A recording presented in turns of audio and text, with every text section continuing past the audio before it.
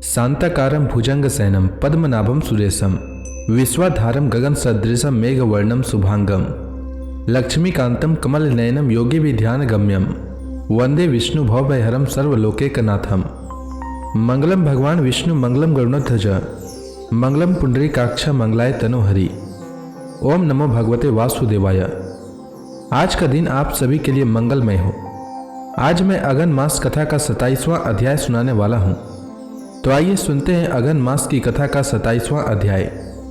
जन्मेंजय ने कहा, भगवान, मैं देवता, दानव, गंधर्व, अप्सरा, मनुष्य, यक्ष, राक्षस और समस्त प्राणियों की उत्पत्ति सुनना चाहता हूँ। आप कृपा करके उसका प्रारंभ से ही यथावत वर्णन कीजिए।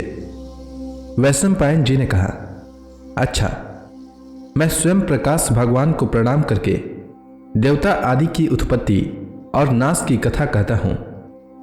ब्रह्मा जी के मानस पुत्र मरीच, अत्रि, अंगिरा, पुलस्त्य, पुलह और क्रोध को तो तुम जानते ही हो।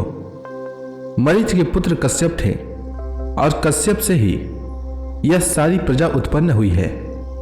दक्ष प्रजापति के 13 कन्याओं का नाम था अदिति, दिति, दनु, काला, दनायु, सिंहिका, क्रोधा, प्राधा, विश्वा, विनता, कपिला, मुनि और कद्रु। इनसे उत्पन्न पुत्र पौत्रों की संख्या अनंत है। अदिति के 12 आदित्य हुए। उनके नाम है धाता, मित्र, अयर्मा, शक्र, वरुण, अंश, भग, विवस्वान, पुषा, सविता, त्वष्टा और विष्णु। इनमें से सबसे छोटे विष्णु गुणों में सबसे बड़े थे। दिति का एक पुत्र था हिरण्यकशिपु। उसके 5 पुत्र थे जिनका नाम था प्रहलाद, सहलाद, अनुलाद, शिवी और बास्कल। प्रहलाद के 3 पुत्र थे, विरोचन, कुंभ और निकुंभ। विरोचन का बलि और बलि का बाणासुर। बाणासुर भगवान शंकर का महान सेवक था। वह महाकाल के नाम से प्रसिद्ध है। दनु के 40 पुत्रों में विप्रचित सबसे बड़ा, यशस्वी और राजा था।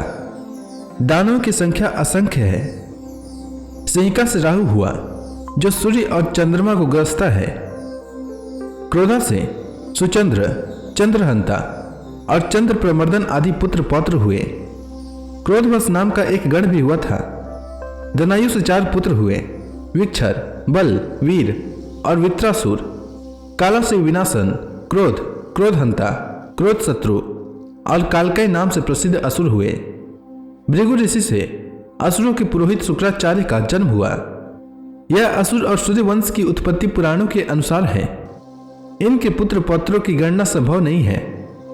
तक्षर्य, अरिष्टनेमी, गरुड़, अरुण, आरुणी और वारुणी एवंत्य कहलाते हैं। शेष, अनंत, वासुकी, तक्षक, भुजंगम, कुर्म और कुलिक आदि सर्प कद्रु के पुत्र हैं। भीमसेन, उग्रसेन, सुपर्ण और नारद आदि 16 देव गंधर्व कश्यप पत्नी मुनि के पुत्र हैं। ये सभी बड़े कीर्तिमान, बलवान और जितेंद्रिय हैं। प्राधा नाम की दक्ष कन्या से भी अनवद्या, मनवंसा आदि कन्याएं और सिद्ध, पूर्ण और बरही आदि देव गंधर्व उत्पन्न हुए। कपिला से गौ, ब्राह्मण, गंधर्व और अप्सराएं उत्पन्न हुई। इस प्रकार मैंने तुम्हें सभी की उत्पत्ति सुना दी। इनमें सर्प, सुपर्ण, रुद्र, मरुत और गौ ब्राह्मण आदि सभी हैं। ब्रह्मा के मानस पुत्र 6 ऋषियों के नाम पहले ही बतला चुका हूँ। उनके 7वें पुत्र थे स्थानु। स्थानु के परम तेजस्वी 11 पुत्र हुए, मृगव्याध, सर्प, निरति, अजैकपद, अहिर्बुधन्य, पिनाकी, दहन, ईश्वर, कपाली, स्थानु और भव। इन्हें ही 11 रुद्र कहते हैं। अंगिरा के 3 पुत्र हुए, बृहस्पति, उत्तथ्य और संवर्त। अत्रि के बहुत से पुत्र हुए। पुलस्त्य के राक्षस, वानर, किन्नर और यक्ष हुए। पुलह के सलभ, सिंह, व्याघ्र, यक्ष और इहा मृग जाति के पुत्र हुए। क्रतु के वालखिल्य हुए। ब्रह्मा जी के दाएं अंगूठे से दक्ष और बाएं से उनकी पत्नी का जन्म हुआ। उस पत्नी से दक्ष की 500 कन्याएं हुई। पुत्रों का नाश हो जाने पर दक्ष प्रजापति ने कन्याओं का विवाह इस शर्त पर किया कि उनके प्रथम पुत्र उन्हें मिल जाएं। उन्होंने 10 कन्याओं के विवाह धर्म से 27 का चंद्रमा से और 13 का कश्यप से किया था। धर्म की 10 पत्नियों का नाम यह है: कीर्ति, लक्ष्मी, धृति, मेधा, पुष्टि, श्रद्धा, क्रिया, बुद्धि, लज्जा और मति। धर्म के द्वारा होने के कारण इन्हें उसकी पत्नी कहा गया है। 27 नक्षत्र ही चंद्रमा की पत्नियां हैं। वे समय की सूचना देती हैं। ब्रह्मा जी के पुत्र मनु, मनु के प्रजापति और प्रजापति के 8 वसु हुए: धर, ध्रुव, सोम, अह, अनिल, अनल, प्रत्युष और प्रभास। धर और ध्रुव की मां का नाम ध्रुमा, सोम की मां का नाम मनस्विनी, अह की मां का नाम रता, अनिल की मां का नाम सोसा, अनल की मां का नाम सांडिली तथा प्रत्युष और प्रभास की माता का नाम प्रभाता था। धर के 2 पुत्र हुए: द्रविण, हुतवेवा। ध्रुव के काल, सोम के वर्चा, वर्चा के शिशिर, प्राण और रमन नाम के 3 पुत्र हुए। अह के 4 पुत्र हुए: ज्योति, सम, शांत और मुनि। अनल के कुमार हुए। कृतिकाओं ने इनका मातृत्व स्वीकार किया था, इसलिए इन्हें कार्तिकेय भी कहते हैं। इनके 3 पुत्र हुए: शाख, विशाख और नगमेय। अनिल की पत्नी शिवा से मनोज्व और अविज्ञात गति नाम के 2 पुत्र हुए। प्रत्युष के पुत्र थे देवल ऋषि, उनके भी 2 पुत्र हुए थे, क्षमावान और मनीषी। बृहस्पति की पत्नी ब्रह्मवादिनी और योगिनी थी, वही प्रभास की पत्नी हुई। उसी से देवताओं के कारीगर विश्वकर्मा का जन्म हुआ। उन्होंने ही देवताओं के भूषण और विमानों का निर्माण किया है।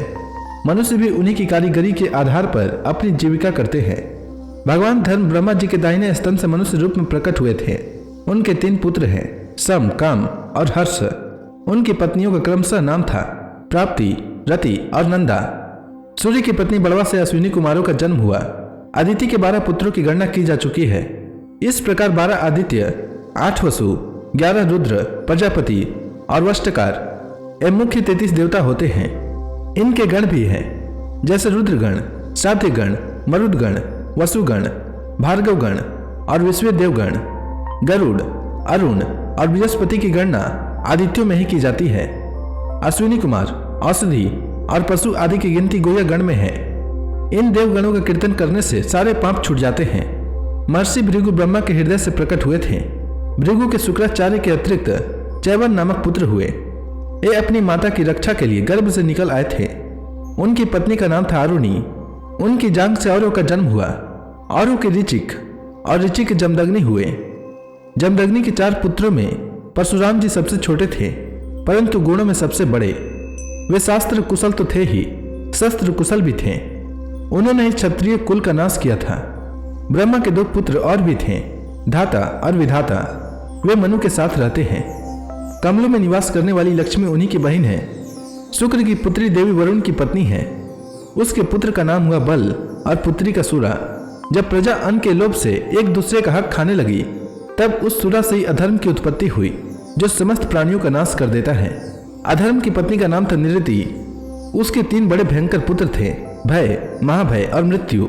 मृत्यु की पत्नी पुत्र कोई नहीं है। इस प्रकार मुख्य मुख्य प्राणियों की उत्पत्ति का वर्णन किया गया। इस वृतांत का श्रवण करने से पापियों के पाप तो छूटते ही है, सर्वज्ञाता की प्राप्ति भी होती है और अंत में उत्तम गति मिलती है। इसलिए मनुष्यों को यह वृतांत श्रद्धापूर्वक सुनना चाहिए। तो इसी के साथ यह अध्याय समाप्त हुआ। इसके आगे की कथा मैं कल के अध्याय में सुनाऊंगा। तब तक के लिए भगवान हरि का नाम लेते रहें। तो प्रेम से बोलिए भगवान विष्णु की जय, श्री कृष्ण भगवान की जय, लक्ष्मी माता की जय, तुलसी माता की जय, समस्त देवी देवताओं की जय।